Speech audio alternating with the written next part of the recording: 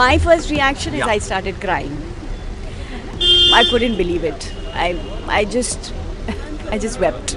The road ahead is they come home after 4 years of being incarcerated and pick up the thread, mourn the loss of their child and try to live a normal life, which really is going to be very, very difficult for them.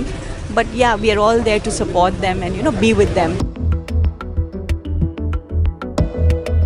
देर आए दुरुस्त आए, as I've been saying to everybody. अगर वापस इसको भी challenge किया जाए supreme court में और even then they'll be acquitted 101%. They didn't do a proper job. All said and done, they've not done a proper job, and this thing has come very late. Who done it? That mystery always remains, So that should have been worked out long back. So justice has Justice has prevailed, yes, 100%, and truth has triumphed.